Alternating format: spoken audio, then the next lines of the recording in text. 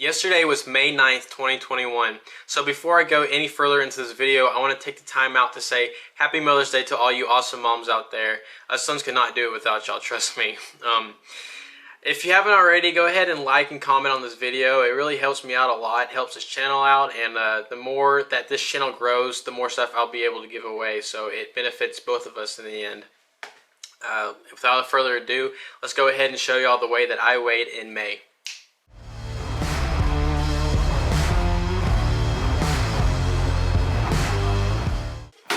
Alright, so May is going to be the last month leading into the summer transition, and the reason I'm mentioning that is because the water temperature is at a good temp right now. It's not too cold for the fish and it's not too hot for the fish. So with that being said, redfish, trout, and flounder can be up on the flats all day long if they want to.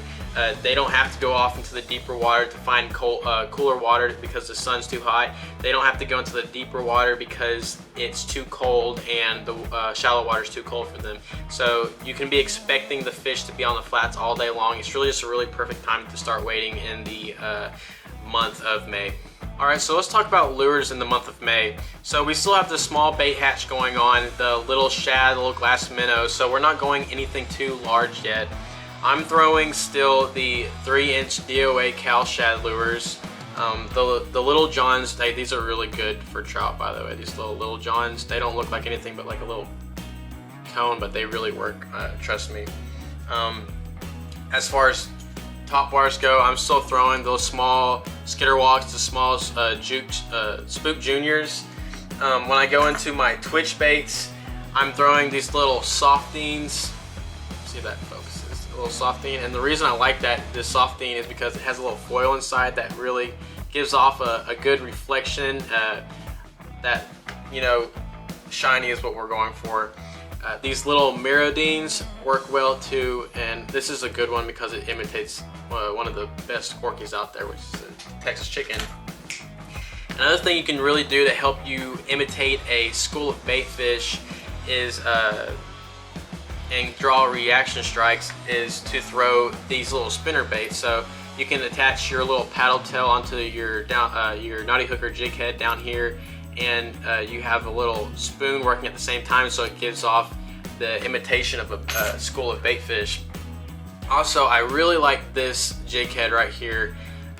It's a weedless, jig. And it's really good for when I'm throwing into grass, like I will show you on in a second.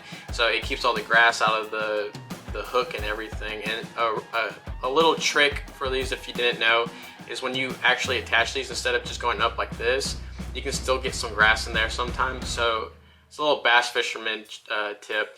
You get a little piece of that lure and you stick the hook through it, and just a small enough piece to where when a fish hits it, it can go ahead and rip that and go right back to the hook.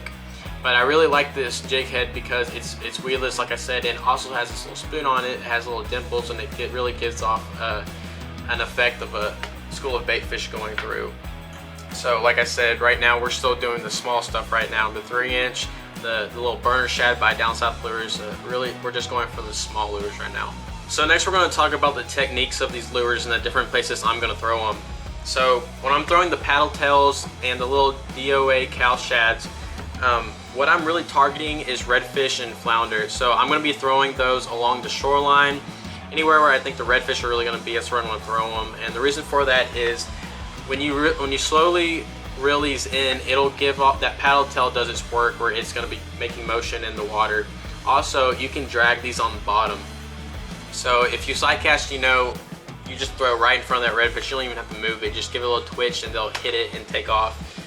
So that's what I'm going to be doing with the paddle tails for the redfish and the flounder. Now once I start getting into the deeper water where I'm really trying to target the trout, I'm going to start throwing the little johns. And the reason for that is you can work this just like a twitch bait. Give it little twitches when you're reeling it in. And this is a really good bait, like I said already. It really gives a good imitation of bait fish that are in the bays. Like I said, with the drop-offs and stuff, I'm really going to be throwing these little mirrodines and softings, and all you do with these is you don't even have to really do anything. You throw them out there, you can reel them in, straight reel them in, or you can give them little twitches when you're reeling them in, and that's going to be more for the drop-offs, like I said, the deeper water, really, because I'm not trying to throw them in shallow water because they'll get hung up on oyster and grass and everything, so I wouldn't throw those in the shallow water. I'd stick to the paddle tails. The topwaters, like I said already in my topwater video, you can use these as search baits. You can throw it along the shoreline, out into the open, really whatever you really want to do that day is what you can do with the topwater. So the things that I'm looking for when I'm wading in May is slicks and nervous water. Slicks are where they are feeding fish, and it's the bait oil from the oil from the fish after they get ate and everything. So when I see that, I'm really going to start throwing the little johns into them and just get them right through the sides of them, because normally those slicks are going to be slowly moving through the water because of the wind. So you want to throw all around them, depending on which way the wind is blowing. You want to throw on the other side of where that slick is. And then nervous water. Nervous water is bait fish that's nervous, and the only reason bait fish are nervous is because there's predator fish around them. You can see bait, if you've ever seen regular bait fish without any predators around them, they're just like any other minnow or little small fish. They don't have any care in the world, but when there's predators around them, they get more nervous and they'll be flickering on the top of the water. So you really want to key on those two things in the month of May. Here's my strategies going into a wade. Alright guys, so before I get into how I wade in the month of May, I'm going to go ahead and show y'all the aspects of this picture. So this is going to go ahead and be the south shoreline. This is just a random picture I found off of Google Earth. It's nothing specific. I haven't actually fished here yet, but it's my strategy going into it, just a random area. Here's my compass showing us where we're at. I'm going to be having this as an outgoing tide, so the water's going to be being pulled into the middle of the bay. This is the area where I'm going to be wading the direction, so I'm going to start here and it's going to go all the way towards back where I park. I have the drop-offs outlined in blue, so this whole area is going to be 3 foot, then there's going to be a drop-off to 3.5 feet right here, and there's another drop-off to 4 to 6 feet, and this is the danger zone. We're not going to go past this spot if we even get to this spot. These crosses in yellow are places I'm really going to target. And alright, let's get into it.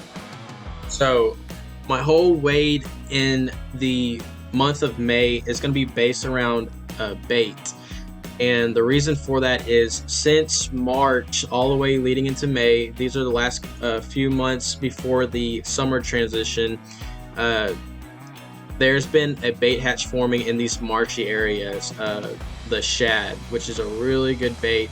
That's really going to be a key part of our wades going into the summer and right now. So they're only about the size of pennies right now, and they're not big enough to go out into the bays on their own yet. So they're still staying in these little marshy areas, trying to stay protected.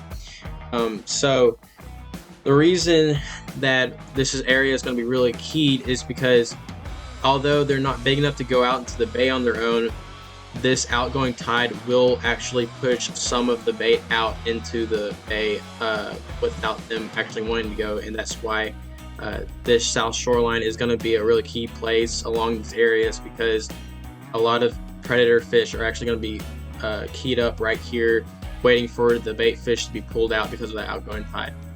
Alright, so let's get into it.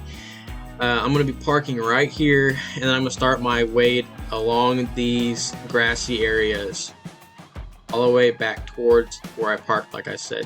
So the reason I'm going to be keying, and let's just get this perspective, from this area to where I'm actually at, that's around probably 20 to 30 feet. So I'm actually going to start behind the grass and go closer to the shoreline, back and forth, back and forth, back and forth. So these grassy areas are actually going to be holding probably a lot of trout, and the reason for that is we all know trout is a ambush predator, so they're going to be hiding in this grass shoreline waiting for the bait to be pulled out and then into the open where they can ambush and strike their prey right there. So this area, once I get past this way into this area, I'm really going to stay here and set my feet and wade this area for a while, and the reason for that is because there are spots here for the bait hatch to be staying at and staying protected, and this area is where the outgoing tide is going to be pulling that bait hatch out. So I'm going to be in this area. I'll give it a good probably 20 to 30 minutes and then go ahead and move on. Still going along this grass line, keying on these grass all the way up to the shore, and then I'm going to be really keying on this area. And the reason for that is it has this area for this hatch to be at, like I said, but it actually dumps out into here, and what you can't tell here, but I can tell, this is actually a pothole. So there's going to be a lot of ambush predators actually just staying in this pothole waiting for the bait fish to be pulled out by that outgoing tide. So I'll probably spend about 30 minutes here again, and then I'll go ahead and move off the grass back on, going towards the shoreline again. Then once I get to this area, I'm going to get right into this area, and then I'm going to be really keying on all these points. And the reason for that is there's no more grass, so there's probably not going to be any trout in this area, but there is going to be a lot of redfish and flounder. And the reason for that is all these little marshy areas are really going to be holding that bait hatch I was talking about. So that outgoing tide's really going to pull this bait hatch all the way out, so they're going to be keyed up right here just waiting for all the bait to be coming out. And then, like I said, I'm going to be going along the shoreline, and then from here my strategy totally changes up.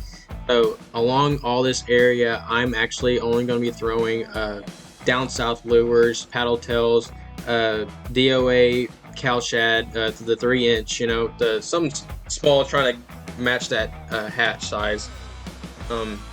Nothing big yet, but my technique and my lures along the shoreline are actually going to be more keyed towards redfish and flounder. And the reason for that is redfish and flounder are known to be more of a shallow area fish. So the redfish will actually cruise up and down these shorelines closest to the grass line. Not the grass line, but the shoreline. So they'll actually just travel up and down these shorelines, and then they'll keep going back and forth up down these shorelines until it gets too shallow for them to be in this area. Flounder are the same. I mean, they don't travel up and down, but they will come and they'll stick in this spot, or they'll move and stick to this spot. But they're going to be sticking more to the shallow area because they're really flat fish, so they can actually get a lot more shallow, and they'll be closer. So like I said, my strategy, my technique, the way I'm throwing lures, dragging them and stuff, is really going to be based on my predator fish in this area.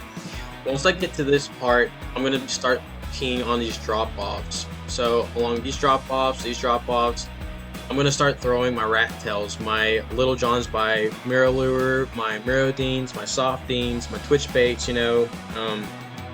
Really going to be throwing them in this area. The reason for that is trout, like I said already, are ambush predators, so they'll actually sit on the edge of these drop-offs, and once they see bait coming across them, they'll ambush them and take the bait from that area. I'll be going up and down, just throwing rat tails, twitch baits all through this area. Once I get to this area, like I said, I'm gonna keep throwing across this drop-off because those trout will be sitting in the bottom of that drop-off and attack from the bottom to the bait fish. And I'll be throwing the rat tails and twitch baits all across this drop off, like I said already. If it's shallow enough to where I can get in right here to go target this drop off, I'm gonna go ahead and do it. But I like I said, I wouldn't do this unless you really know the area, because it's really not safe to be, especially the outgoing tide. You never know. I mean, but you don't want to end up on the other side of this drop off because you'll probably drown, freak out. I mean, I say this is 4 to 6 feet, but this could really be like a 15-foot drop off. I don't know. But another thing you could do is come from this area and go on this shoreline right here and stay up on this shallow area, and there, see this deep channel right here. You can throw your tails and your twitch baits all along that drop off too, because that'll probably, this whole area is going to be really holding trout. All these drop offs really hold trout. So like I said, that's my basic game plan. I'm gonna be going up and down the shoreline, targeting redfish and flounder and trout in this grassy area, and then I will really be targeting the trout along all these drop-offs. So those are my wade fishing tips in the month of May. If you have any more questions, go ahead and comment in the comment section and ask me there, or you can email me at texasredfishassassin@gmail.com. Go ahead and like and subscribe if you haven't already. Like I said already, it helps this channel out a lot. And until next time, Peace.